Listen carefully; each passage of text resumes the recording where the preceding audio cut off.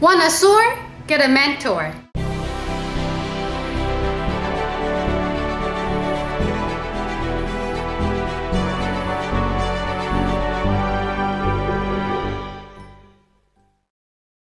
Hey, it's Nina Carmichael. We made these videos is probably because you're the most ambitious person in your circle. You know you're capable of more, and you get that push by surrounding yourself with the best. So today, let's learn from one of the best, my husband, Evan Carmichael, the advice you probably won't hear from other people. Enjoy!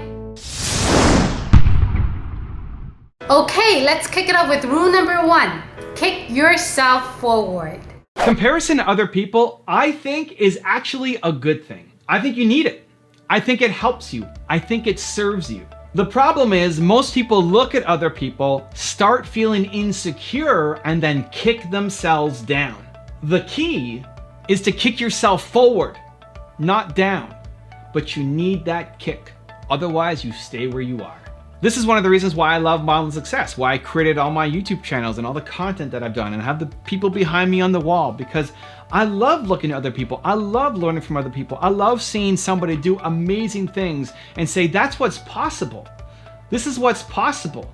I look at Les Brown as an example, and I think he's the greatest speaker of all time, at least that I've seen. Maybe the ancient Greeks were better, I don't know, but Les Brown, modern era, on video, I think is the greatest speaker. And I look at that and say, that's what's possible. Not that I can't do that. Here's what most people do. They look at Les Brown and say, well, I can't do that.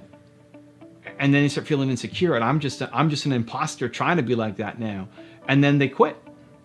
And then they feel low self-esteem, and they beat themselves up over it because they're not Les Brown. I look at Les Brown and say, that's what's possible. This is what humans can actually accomplish and achieve. I want some of that. I want to get better. I want to drive and improve, not to be the next Les Brown, but be the best me. But this is what's possible. I look at David Goggins. Man, David Goggins, look, he came out of nowhere. Who was David Goggins? Did you guys know David Goggins 5 years ago? No.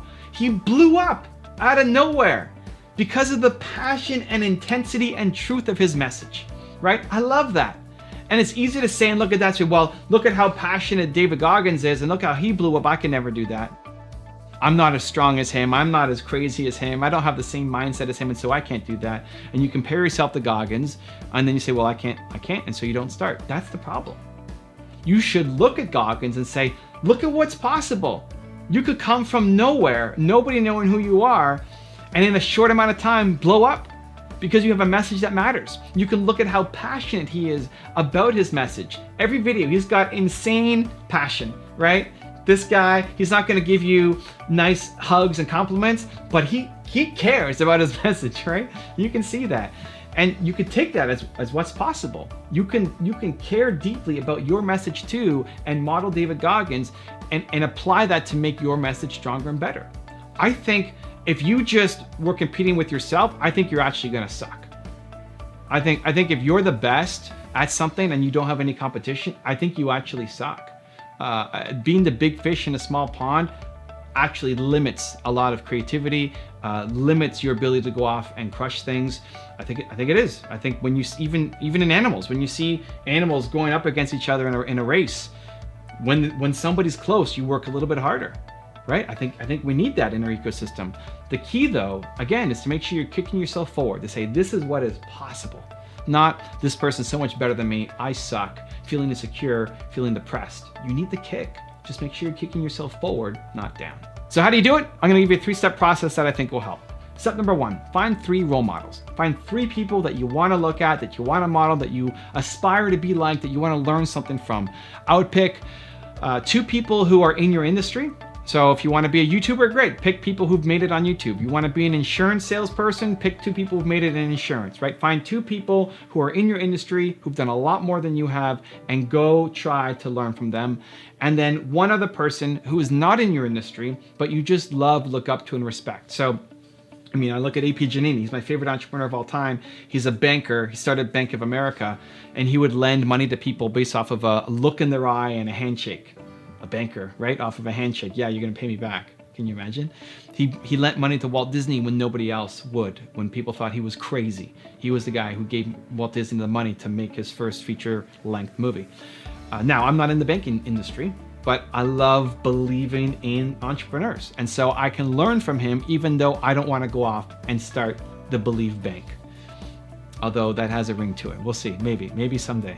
But you pick pick 3 role models, 2 people who are in your industry that you can learn from, and 1 who you just like. They've had success, so they can teach you something. They're not in your industry, but you like them for some reason, and we're gonna learn from their success and apply it to your business. Step number 2 is you push yourself forward, not down. You're gonna study these 3 people. You can watch their videos. Chances are, if they're still alive, I've probably done a video on them, unless they're super niche in something. Go watch the video, read their book, listen to the podcast or interview they may have done. Surround yourself with them to really learn and digest from them. And then use the narrative. Make sure the narrative, the story in your head is, this is what's possible. Not, this person is so great and I can never be anywhere close to it. Especially when you're seeing about their beginnings, where they came from, you realize that most of the people who you admire and look up to and respect have done amazing things. They started with less than what you have right now. They started with nothing. You have more than what they started with. And I use that as hope to say, if they can do it, why can't I? I can too. So make sure that's the narrative in your head as you're reading their stories and watching their videos and interviews. You pull from them as inspiration to say, this is what's possible. If they can do it, I can go do me. And step number 3 is surround yourself with it daily and they'll pull you up. The people around you pull you to where they are. Whoever's more confident wins. And so if you're kind of doubting your success and there's a lot of people around you who are very confident that you're not going to be successful, we might have those people, friends, family, relatives, community members who say, you're going to go do that? Are you crazy? They're highly confident that you're not going to be successful, right? If you doubt your success, then what's gonna happen is whoever's more confident wins. The more you're around these people who are highly confident that you're gonna lose, you're gonna start to think that you're gonna lose.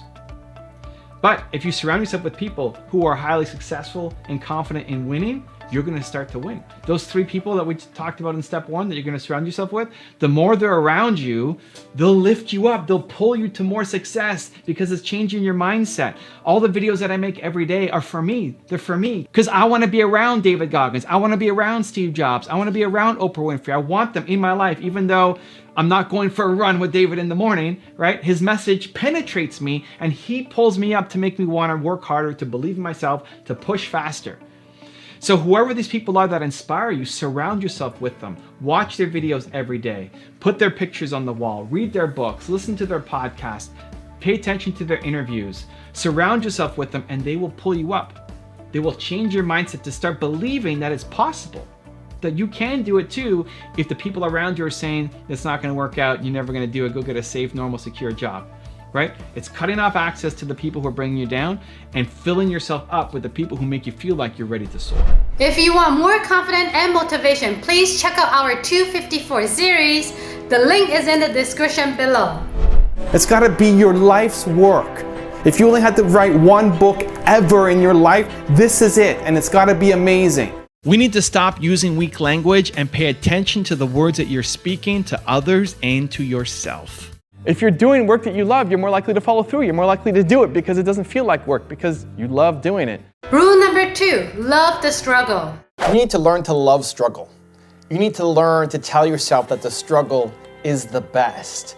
Because if you're not chasing down difficult things, you're living a life so safe, so inside your comfort zone, that you're never happy. I had a woman come out to my event last night here in Milwaukee, and I gave her some advice on how to build her business, and she said, wow, that sounds so hard. Yeah, teach yourself that you're the kind of person who does hard things. I love hacks, I love shortcuts, I love optimizing, I love it. It's amazing, it's the best. And I love doing difficult things. Otherwise, you stay inside your comfort zone and you only do the things that you feel safe to do. And then you hate your life. If you're not pushing up against your comfort zone, if you're not stretching further, if you're not going into the struggle, you hate your life. The people who are the most fulfilled are the ones who are off, pushing the envelope, doing difficult things. I look at this, I broke my neck in Denver, right? I broke my neck. I continued to tour. We still had, 5 or 6 more stops that we had to make, almost a month of touring. You still had to go off and do the tour. I canceled 1 stop, then I did a short version in Kansas City, and then I did all the way through. We're still going, full 3 hours. I had to still make videos, right? Videos still have to go up. Last week, I was still suffering from a concussion. So I hit my head on a baseboard, cut my head open, had 3 staples in the back of my head, broke my neck, broke my upper back, got a concussion. Still gotta make videos, right? I still have to make videos. I love it. Because it's in the difficult times that you show yourself what you're made of. When it's easy and you win, you don't care. If you win a race against 3-year-olds, who cares? But if you go up and race against Usain Bolt and he beats you backwards on one leg, you're still pumped because you got in the race against Usain Bolt. The self-pride, the self-respect, the confidence, the growth comes from doing things that you struggle with, not from always doing the easy thing. You hate your life if you're just doing the easy thing. Rule number 3, be practical. Your vision alone is not enough. Doing what you love is the #1 rule for success from everybody that I've covered, but doing what you love, following your vision, is not enough. You need to balance it with what actually works. This is why so many people fall down and fail. If you just have a vision but don't pay attention to the trends, your vision will never happen. It will die within you. If Simon's vision is to help people be inspired to go to work, I love it. That's awesome. I'm on the same page. That is a joint vision. Amazing. But how you go about doing it matters. He's not doing it through smoke signals and MySpace, right? That era is gone.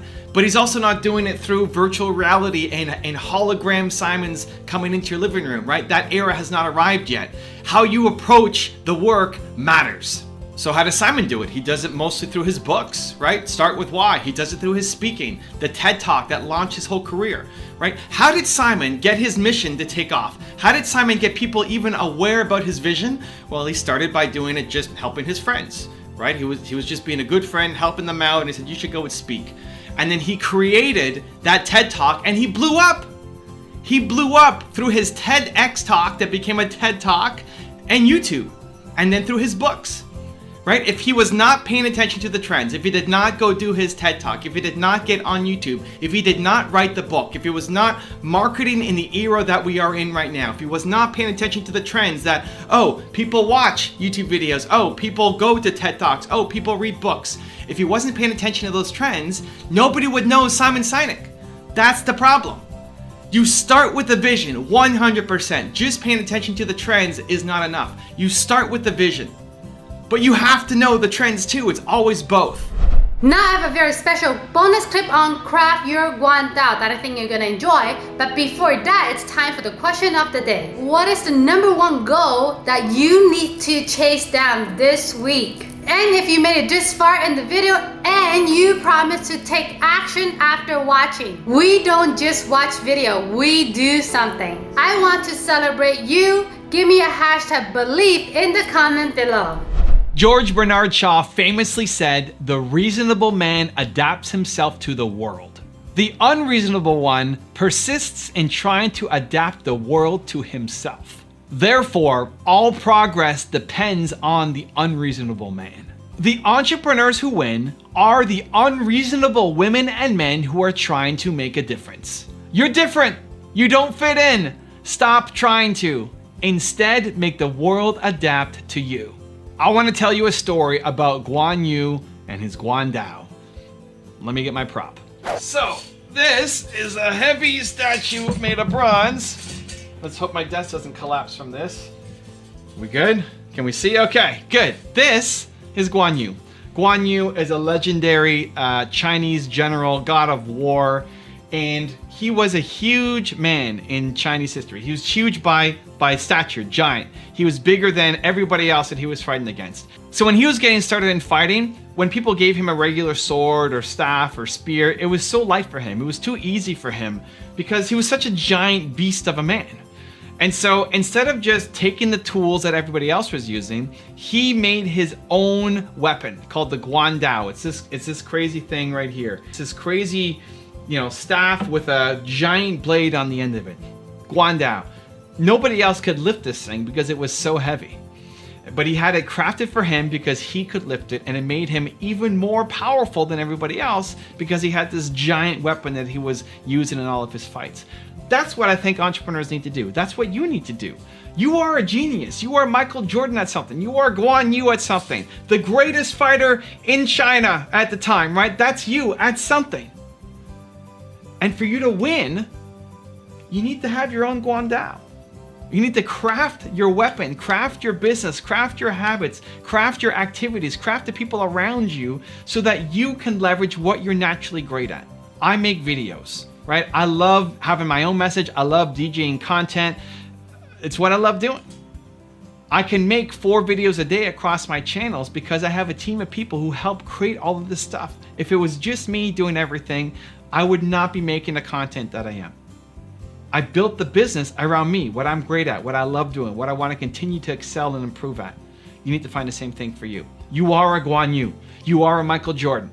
It's time to embrace that. And then create something that hasn't been created before. That's what entrepreneurs are doing. Create your guandao to let you do what you're so good at an even higher level.